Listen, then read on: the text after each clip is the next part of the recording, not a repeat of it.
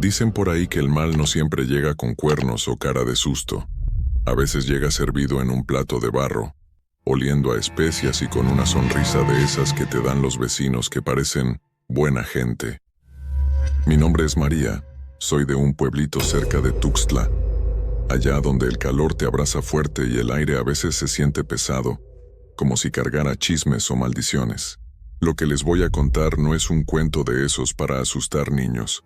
Es lo que me pasó a mí y a mi esposo Luciano, y se los digo de corazón.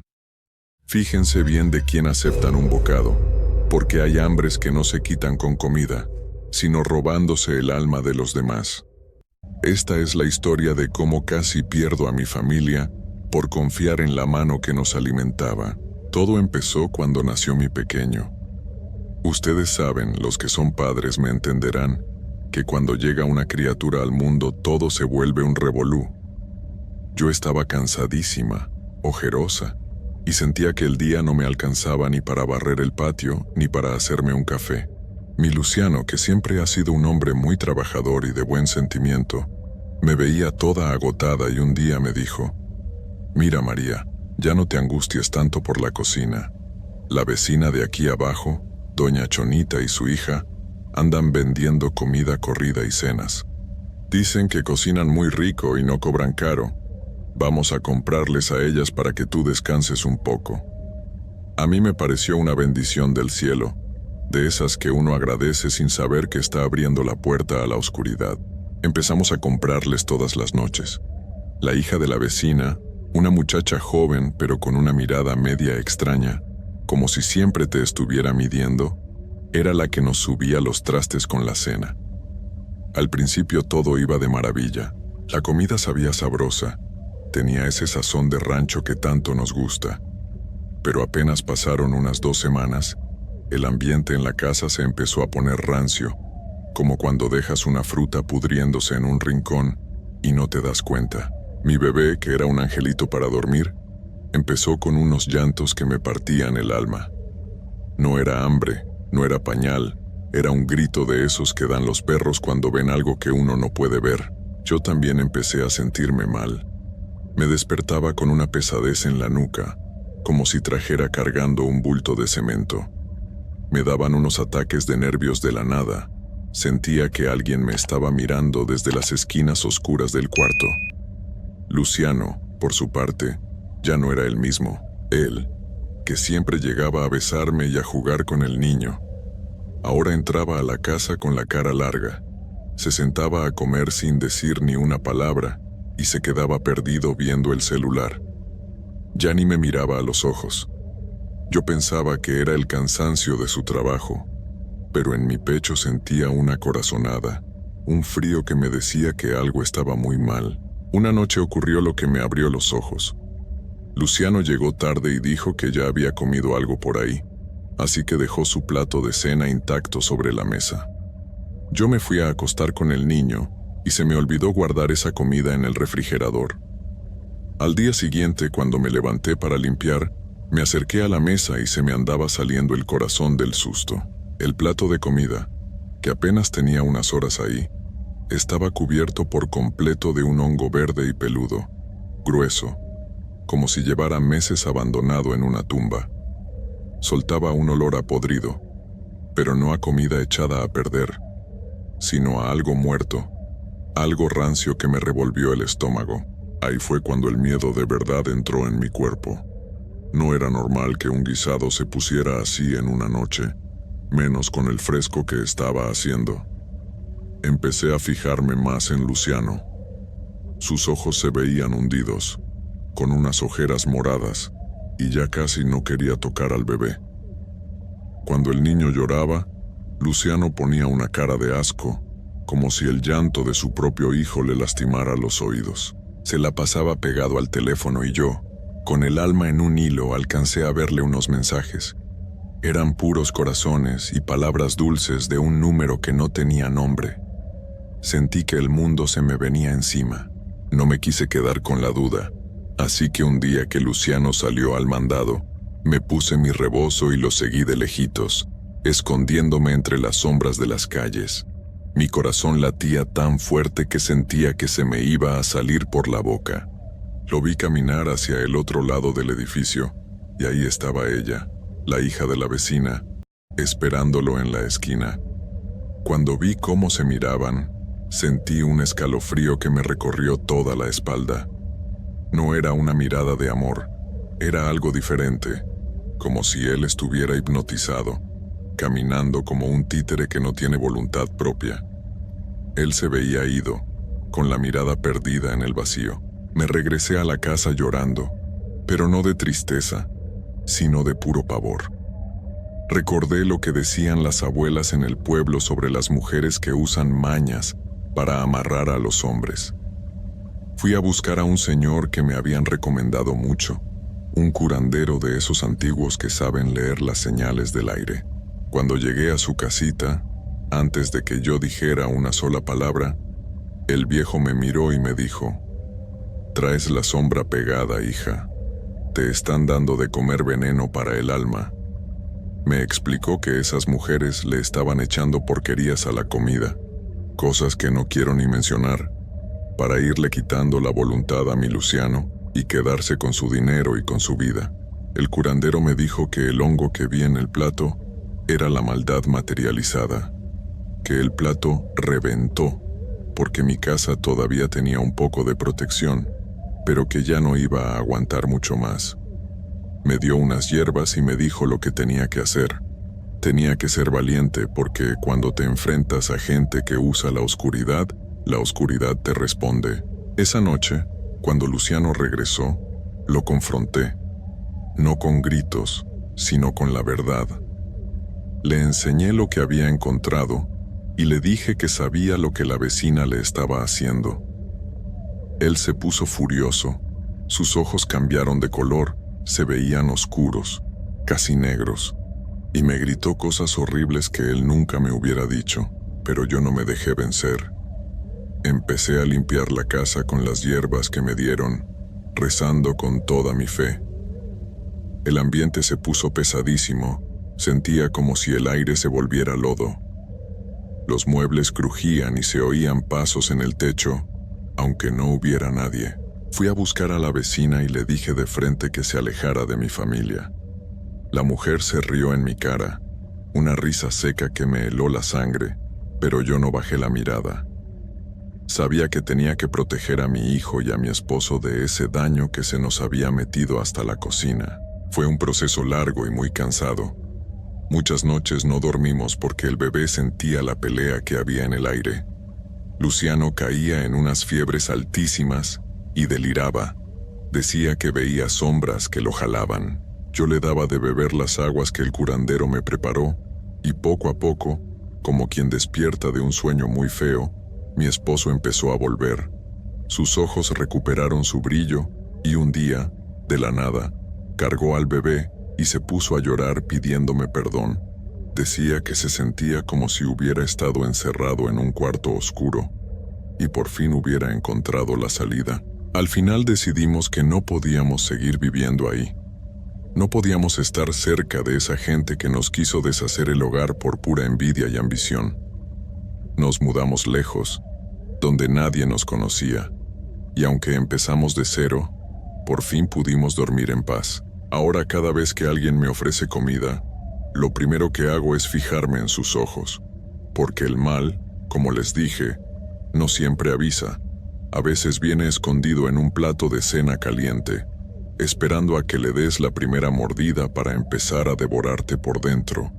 Tengan cuidado, que en este mundo hay hambres que no se llenan con pan.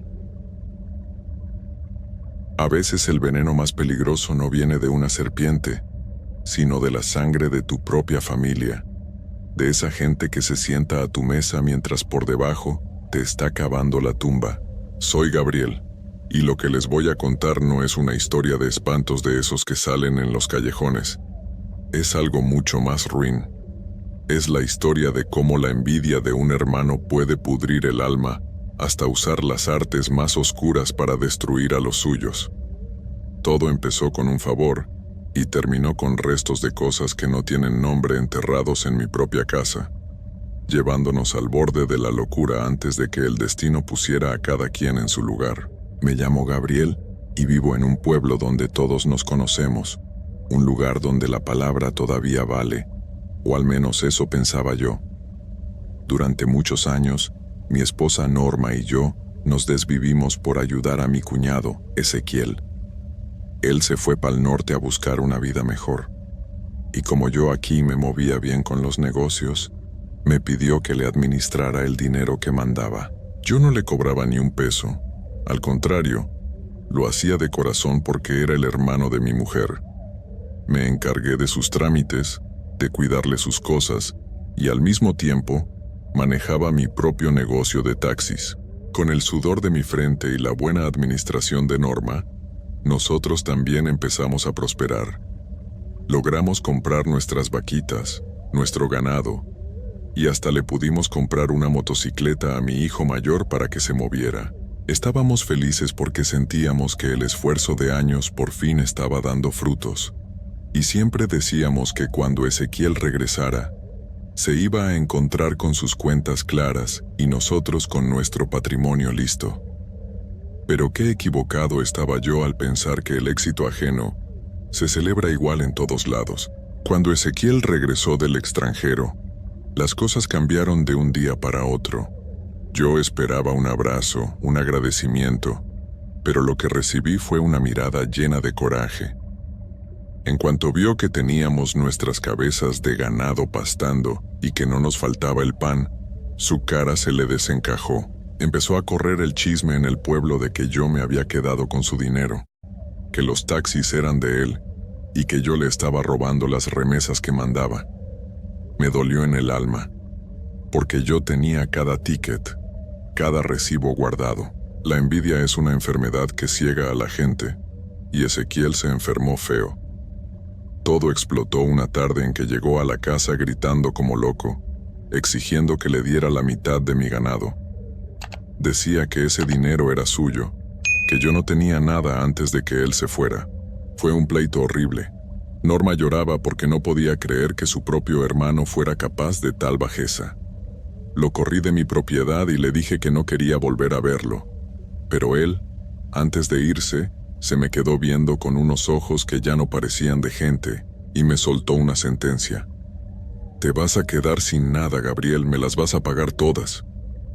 Poco tiempo después de ese enfrentamiento, el ambiente en la casa se puso pesado, como si el aire se hubiera vuelto de plomo. Lo primero que notamos fue en el corral.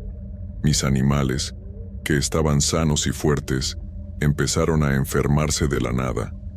Amanecían tristes, sin querer comer, y en cuestión de días se me empezaron a morir. No era una peste normal. Los veterinarios no sabían qué decirme. Una mañana me puse a limpiar a fondo debajo de los comederos porque sentía un olor a podrido muy fuerte, y ahí fue donde se me heló la sangre. Enterrados apenas debajo de la tierra, encontré unos huesos amarrados con telas rojas y unos nudos negros muy raros. En ese momento no quise creer que fuera brujería. Pensé que alguien me quería asustar, pero era solo el principio del calvario que nos esperaba a todos dentro de esas paredes, que antes eran nuestro hogar. La cosa se puso peor cuando la enfermedad entró a la casa. Norma empezó con unos ataques de ansiedad que no la dejaban ni dormir. Decía que sentía que alguien le apretaba el cuello en las noches. A mis hijos les daban taquicardias de la nada y se desmayaban en la cocina o en el patio. Yo mismo sentía que la cabeza me iba a estallar. La casa, que siempre había sido fresca, se llenó de una humedad persistente. Las paredes lloraban agua aunque no lloviera y olía como a flores de muerto en todos los rincones. Ya no podíamos ni comer porque la comida se echaba a perder en una hora. Estábamos desesperados, sentíamos que algo nos estaba consumiendo la vida por dentro y no sabíamos por dónde nos llegaba el golpe. Hasta que un día subí a revisar el tinte de agua, el rótoplas, porque el agua salía con un color medio amarillento y una textura babosa que ya no era normal. Lo que encontré allá arriba casi me hace caer del techo. Flotando y amarrado a una de las paredes interiores del tanque, había una bolsa de plástico negra. Cuando la saqué y la abrí, El olor casi me hace vomitar. Eran restos viscosos, como de vísceras, envueltos en más telas con nombres escritos y fotos nuestras todas picadas con alfileres. Me dieron ganas de chillar de la rabia y del miedo, porque nos habíamos estado bañando y cocinando con esa agua contaminada por la maldad de alguien. Ahí fue donde ya no pude más, y busqué ayuda con un curandero que me recomendaron en otro pueblo, alguien que sí sabía de estas cosas pesadas. En cuanto el señor me vio entrar, sin que yo le dijera nada, me dijo: «A ti te quieren destruir desde adentro de tu familia, Gabriel». El curandero nos confirmó lo que ya sospechábamos, pero no queríamos aceptar. Ezequiel y su esposa nos habían mandado a hacer un trabajo de brujería negra de los más fuertes, de esos que son para que la persona se acabe poco a poco hasta perderlo todo, incluso la razón. El señor me dijo que el daño era antiguo y que lo habían estado alimentando mes con mes. Me ofreció hacer un trabajo de espejo, que básicamente es devolverle la energía a quien la mandó, pero con una advertencia muy clara: yo solo voy a regresar lo que ellos enviaron. Si ellos no dejan de hacer mal, su propia maldad se los va a comer. Yo solo quería que mi familia estuviera a salvo. Así que dejamos que el Señor hiciera lo suyo para limpiar la casa y nuestras almas de toda esa porquería que nos habían echado. Con el paso de los meses, la paz regresó a mi hogar. Norma y los niños se recuperaron, el ganado dejó de morir y el negocio de los taxis volvió a levantar. Pero mientras nosotros sanábamos, la vida de Ezequiel se empezó a desmoronar de una forma espantosa. Fue como ver una película de terror en cámara lenta. Primero lo estafaron con todo el dinero que traía del norte, luego tuvo un accidente donde perdió casi todo lo que tenía de valor. Pero lo más triste y fuerte fue que perdió a uno de sus hijos en una desgracia que nadie se esperaba. Cualquiera pensaría que con eso iba a entender, pero no. Él seguía maldiciéndome. Sin embargo, la justicia de arriba no olvida. Ezequiel empezó a perder la cabeza, a decir que veía a una mujer vestida de negro parada en la esquina de su cama que no lo dejaba dormir. Hace 3 años que Ezequiel falleció. Los últimos meses de su vida fueron un infierno para él. Gritaba en las noches pidiendo perdón por cosas que solo él sabía. Decía que la mujer de negro ya venía por él y que sentía que le quemaban la piel. Murió solo, amargado y sin un peso en la bolsa, víctima de su propia envidia que se le regresó con fuerza. A mí me dio mucha tristeza, porque al final era familia, pero uno no puede andar por la vida queriendo apagar la luz de los demás para brillar uno. La maldad es un boomerang que siempre regresa al punto de partida, y a veces regresa con más filo. Hoy les cuento esto con un nudo en la garganta, pero con la frente en alto. Logramos salir de ese hoyo negro y recuperar la paz que nos habían robado. A veces paso por donde era su casa, y todavía se siente un frío extraño, como si las paredes recordaran el odio que ahí se sembró.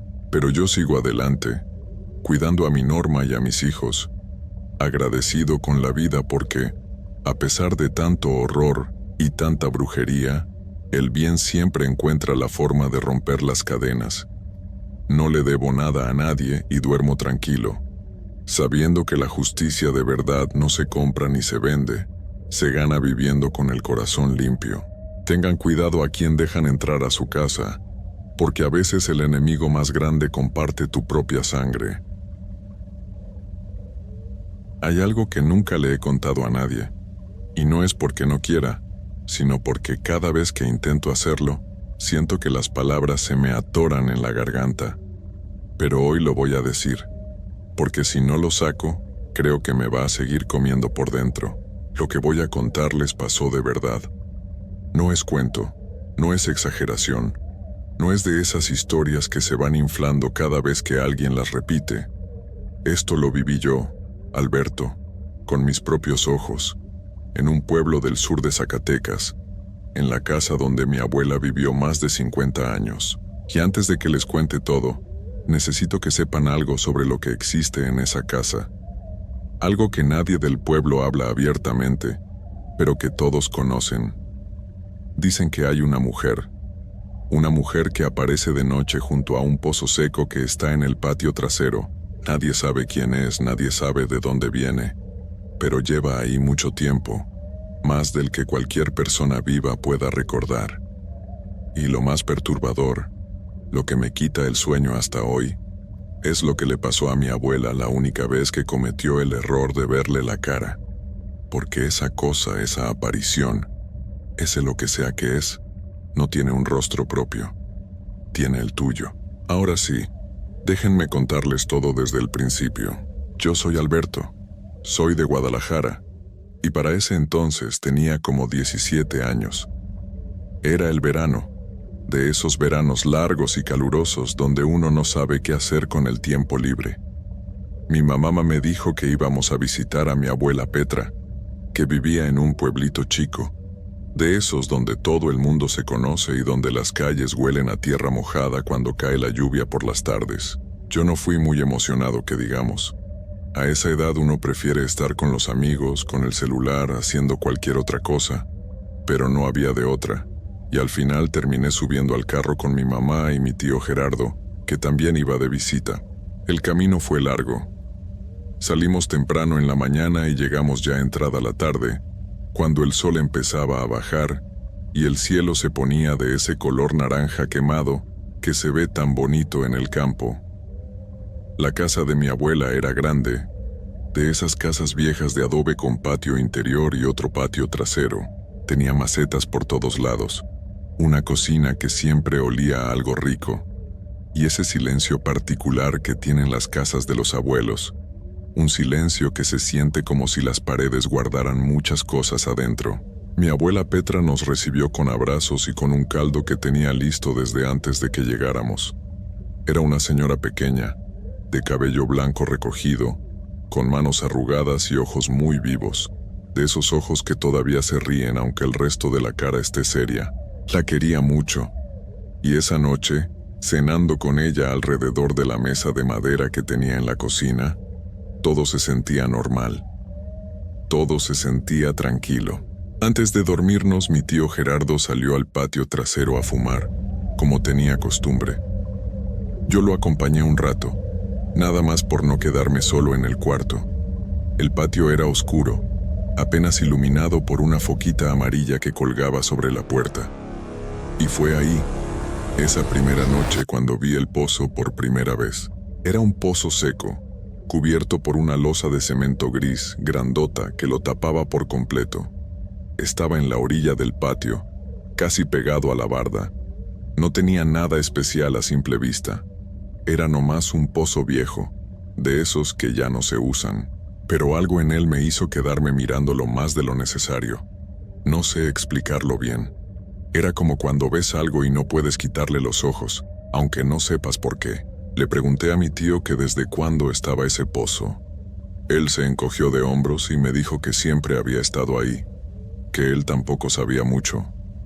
Le pregunté si alguna vez lo habían abierto, y me dijo que no, que mi abuela nunca dejaba que nadie se acercara mucho, que decía que el pozo era mejor dejarlo en paz. En ese momento no le di más importancia.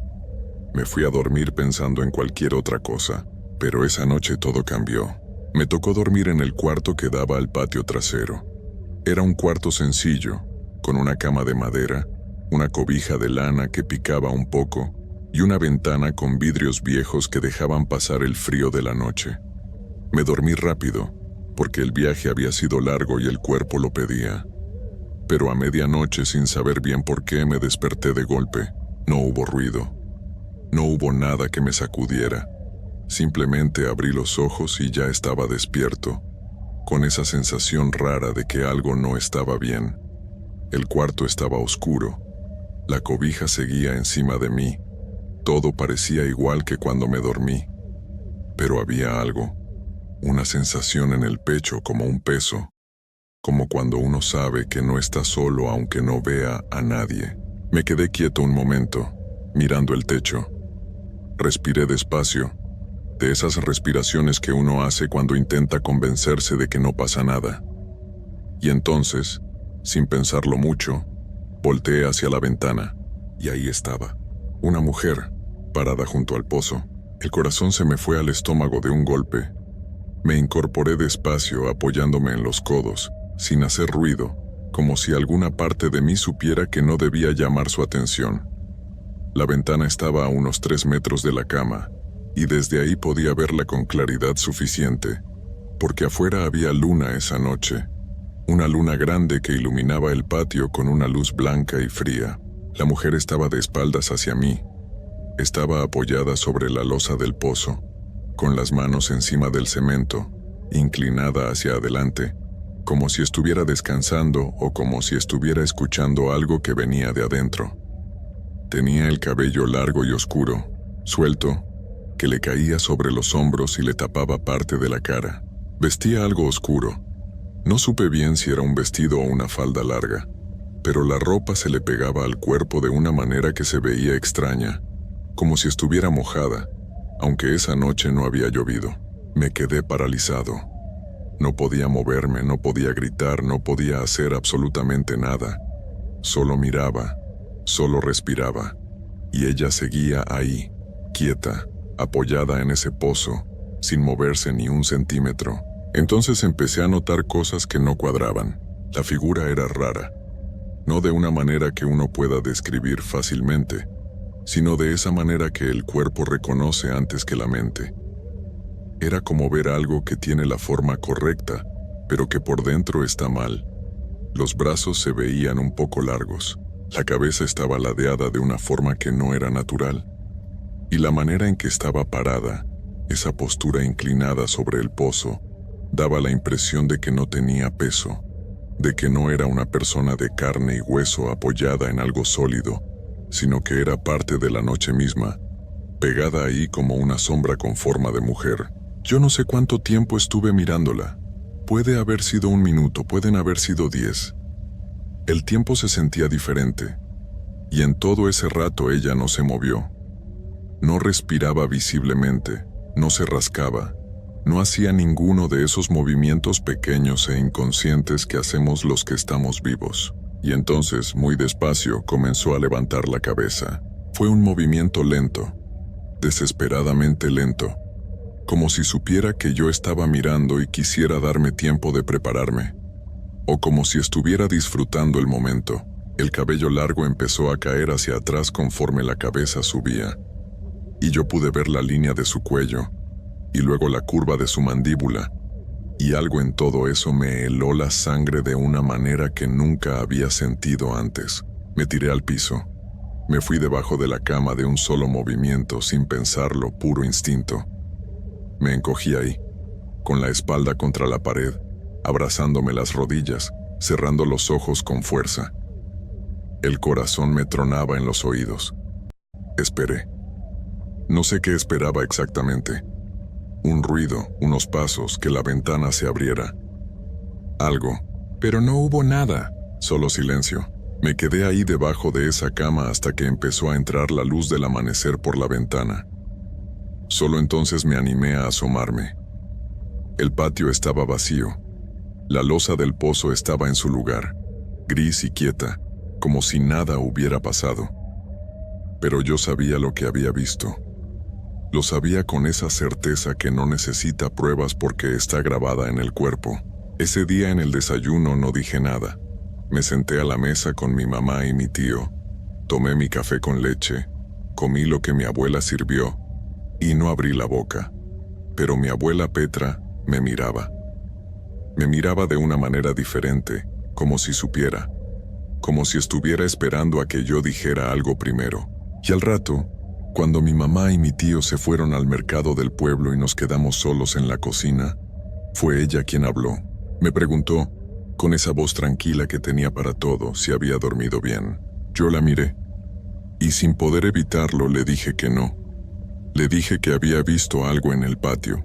Mi abuela no se sorprendió. No abrió los ojos grandes, no se persignó, no hizo ninguna de las cosas que uno esperaría. Nomás asintió despacio, se limpió las manos en el delantal y me dijo que me sentara, que había cosas que yo necesitaba saber sobre esa casa. Mi abuela Petra se sentó frente a mí con las manos sobre la mesa, entrelazadas, como quien se prepara para decir algo que ha cargado por mucho tiempo. Afuera el pueblo seguía con su ritmo de siempre. Se escuchaban los gallos, los perros a lo lejos, el viento moviendo las ramas del árbol que estaba en el patio. Todo normal, todo tranquilo. Pero adentro de esa cocina el aire se sentía diferente, más pesado, como antes de que caiga una tormenta.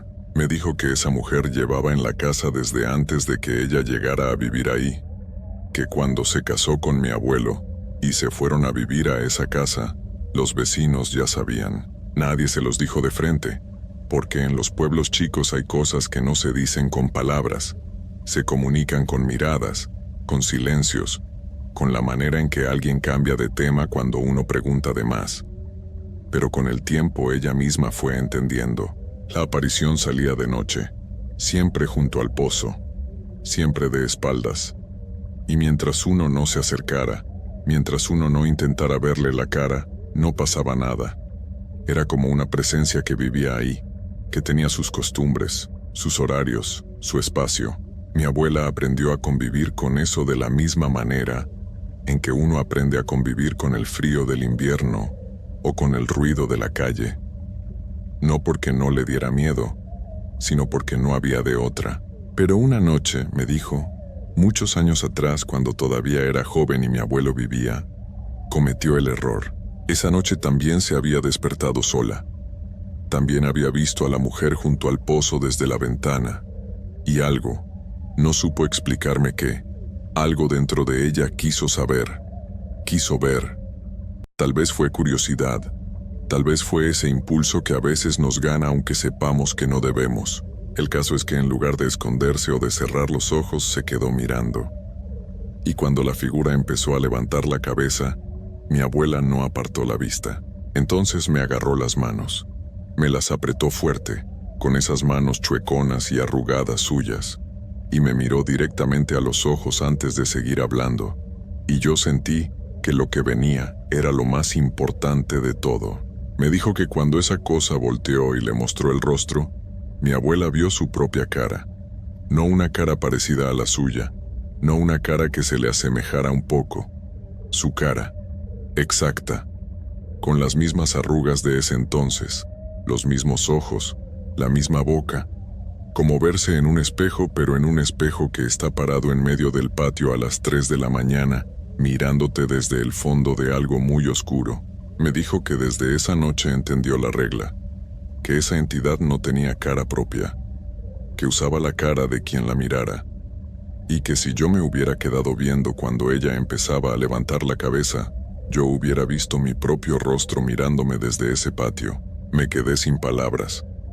No supe qué decir, no supe ni cómo reaccionar. Solo sentí un escalofrío que me recorrió desde la nuca hasta los pies, de esos que no tienen nada que ver con el frío del ambiente, sino con algo que se instala adentro de uno y tarda días en irse. Le pregunté a mi abuela si sabía quién era esa mujer, si sabía de dónde había salido o por qué estaba en el pozo. Ella me dijo que nadie lo sabía con certeza, pero que los viejos del pueblo contaban que muchos años atrás, cuando el pozo todavía tenía agua, alguien había desaparecido cerca de ahí. Una mujer del pueblo de la que nadie recordaba bien el nombre ni la cara, como si el tiempo se hubiera encargado de borrarla de la memoria de todos. Y que desde entonces, algo se quedó ahí. Algo que no encontró el camino para irse y que con los años fue tomando esa forma, esa figura de mujer que se apoya sobre la losa y espera en las noches. Mi abuela me dijo una sola cosa para cuidarme. Una sola regla que yo debía seguir si me quedaba en esa casa. No interactuar, no hablarle, no acercarme, no intentar verle el rostro. Dejarla estar, como si fuera parte de la casa igual que las paredes o el techo. Porque según ella, mientras uno respetara eso, la cosa no hacía nada. Solo estaba, solo esperaba. Pero si uno se le plantaba enfrente y le veía la cara, algo cambiaba. Algo en esa entidad se activaba de una manera que mi abuela no supo explicarme bien, o que tal vez no quiso explicarme del todo. Me quedé 2 días más en esa casa, 2 noches más. Y les juro que no pegué bien el ojo ninguna de las dos. Me la pasé con la cobija hasta la cabeza, dándole la espalda a la ventana, rezando en voz bajita para que el tiempo pasara rápido y llegara el amanecer. No volví a ver nada, no escuché nada, pero esa sensación de peso en el pecho, esa sensación de que algo estaba ahí afuera junto al pozo, esa no se fue ni un momento. Cuando nos fuimos de regreso a Guadalajara, me despedí de mi abuela en la puerta. La abracé fuerte, más fuerte que de costumbre, porque de repente entendí lo que era vivir tantos años con eso adentro de tu propia casa, en tu propio patio, sin poder contárselo a nadie, sin poder pedirle a nadie que te lo quitara, solo aprendiendo a vivir con ello, solo cargando con ese silencio. Mi abuela me miró antes de que me subiera al carro, y sin decir nada más, nomás me apretó el brazo una vez y me dijo bajito, casi para que no me escuchara nadie más, que tuviera cuidado, que esas cosas a veces se quedan pegadas a uno aunque ya no estén en el mismo lugar. No supe si lo decía en serio o si era una manera de despedirse. Hay cosas en este mundo que pesan más que una piedra en el zapato, y esas son las envidias entre la propia sangre. Me llamo Josefina, soy de allá por las tierras de Oaxaca, donde los cerros son altos y los secretos se guardan bajo la tierra. Lo que les voy a platicar no es para que me tengan lástima, sino para que entiendan que cuando uno se mete con la oscuridad por un puñado de monedas o un pedazo de tierra, el diablo no se cobra con billetes, se cobra con lo que uno más quiere. A veces, la ambición de una persona puede llegar a ser tan podrida que es capaz de usar a un niño inocente como si fuera un recadero de la muerte. Esta es la historia de cómo un pleito por una tienda se convirtió en una sombra que casi me arrebata a mi hijo, y cómo al final, la cuenta llegó a quien menos lo merecía. Todo el relajo empezó por la herencia de mi difunto padre. Él, que en paz descanse, nos dejó una tienda de abarrotes, de esas que tienen de todo y que son el alma del barrio. El problema fue que mi hermano, que también ya se nos fue, estaba casado con una mujer que desde que llegó a la familia se le veía la mirada de querer mandar en lo ajeno. Cuando mi hermano falleció, ella, mi cuñada, se metió en la cabeza que la tienda debía ser enterita para ella sola. No le importaba que por ley y por voluntad de mi padre, a mí me tocara la mitad. Se puso en un plan muy feo, de esos que te amargan la comida. Me buscaba pleitos en la calle, me gritaba cosas frente a los vecinos y decía que yo le estaba quitando el pan de la boca a su hijo, a pesar de que nosotras nos tirábamos hasta con el sartén en los juzgados y en la calle. Nuestros hijos eran primos. Iban a la misma escuela, y como son niños, ellos no entienden de escrituras ni de abogados. Mi hijo quería mucho a su primo, y yo, por no ser malvada, no le prohibía que se juntaran. Ellos no tienen la culpa de las tonteras de los grandes, decía yo, pecando de inocente, pero uno nunca termina de conocer el alma de la gente. Yo no sabía que mi cuñada ya no nos veía como familia, sino como estorbos, y que su corazón se había puesto negro como el fondo de un pozo seco. De repente mi niño empezó a cambiar. Él siempre fue un muchacho alegre, de los que entran a la casa cantando y pidiendo tortillas con sal, pero de un día para otro se me fue apagando. Llegaba de la escuela y se encerraba en su cuarto. Se quedaba viendo a la pared por horas y ya no quería probar bocado. Yo pensaba, ¿será que le afecta vernos pelear? Pero la cosa se puso color de hormiga muy pronto. Una tarde, el niño empezó a convulsionarse y de su boca empezó a salir una sustancia negra, espesa, que olía a algo que lleva mucho tiempo muerto bajo el sol.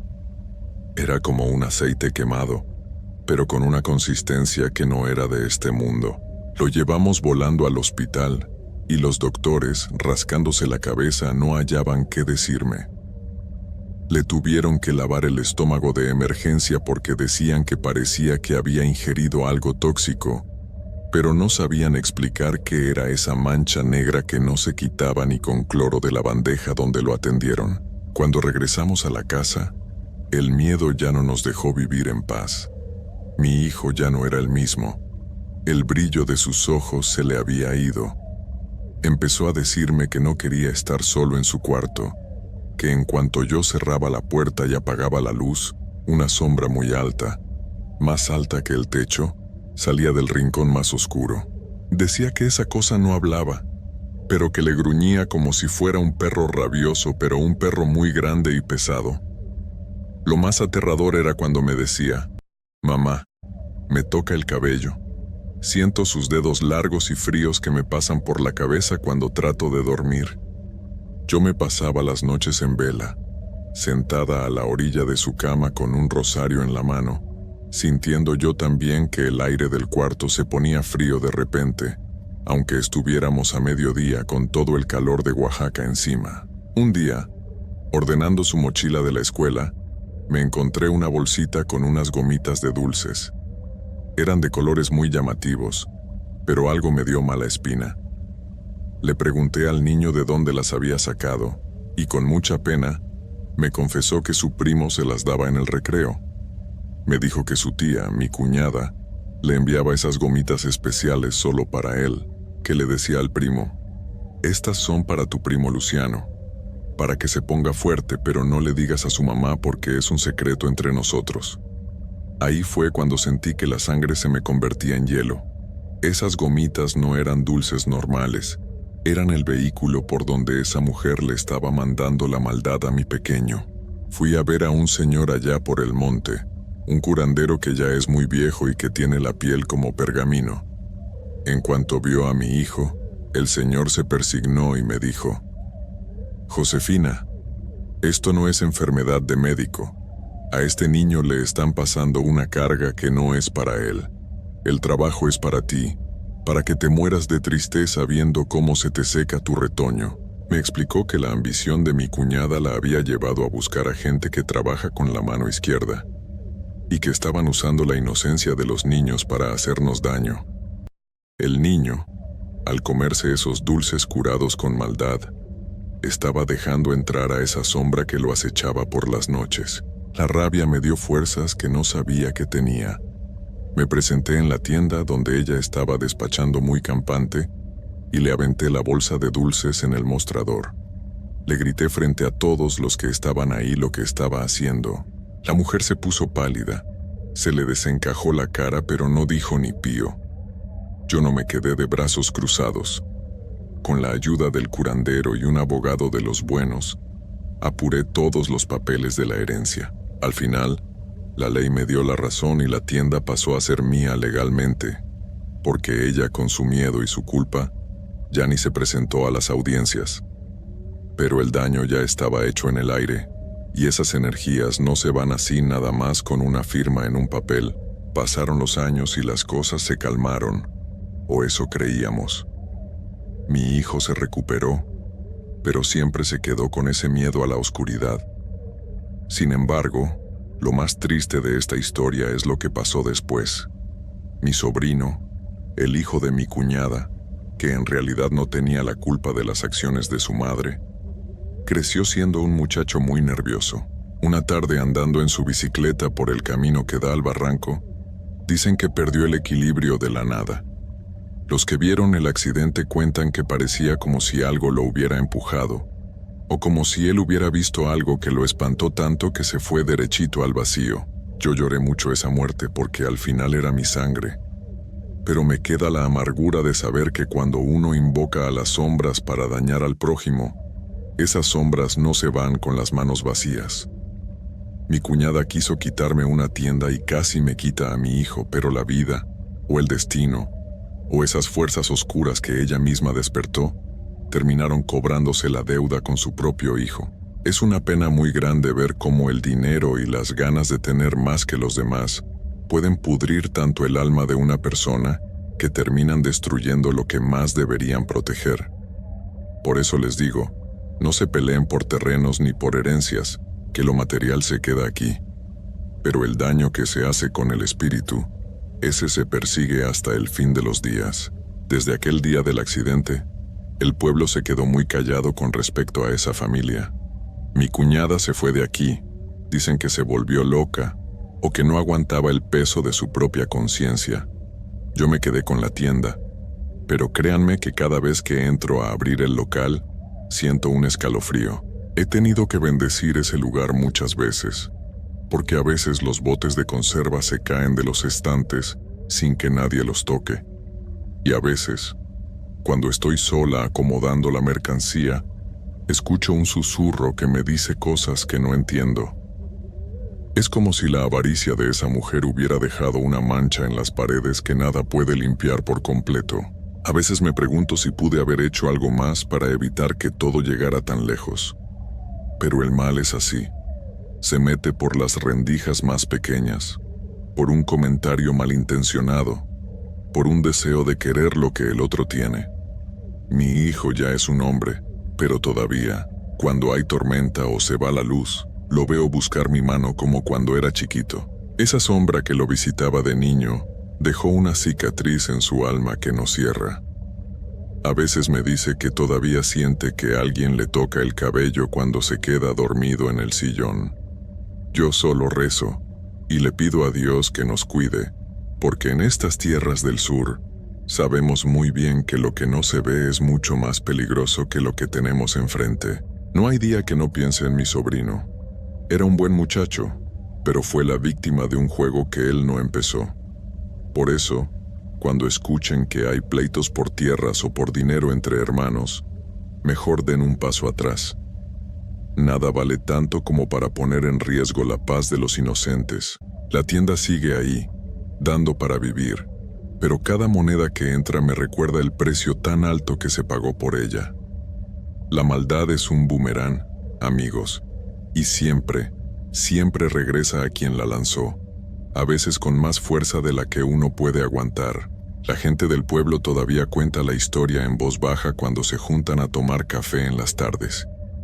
Dicen que por las noches, cerca del barranco donde cayó el muchacho, se ve una luz pequeña que va y viene, como si alguien estuviera buscando algo que perdió. Yo prefiero no ir por esos rumbos. Me dedico a mi negocio y a cuidar de los míos, pero siempre con un ojo abierto. He aprendido que la envidia es como una plaga que seca todo lo que toca, y que una vez que dejas entrar al demonio de la avaricia en tu casa, es muy difícil sacarlo, aunque limpies con vinagre y le reces a todos los santos. A veces, cuando limpio el mostrador de la tienda, me acuerdo de mi hermano. Él era un hombre bueno. Nunca hubiera querido que termináramos así. Siento que su espíritu también está triste por todo lo que pasó. Mi cuñada nunca entendió que la verdadera riqueza no estaba en ser la única dueña de los abarrotes, sino en tener a la familia unida. Pero ella prefirió escuchar a esas voces que le susurraban al oído que ella se merecía todo. Y miren cómo acabó. Sola, sin hijo y sin nada.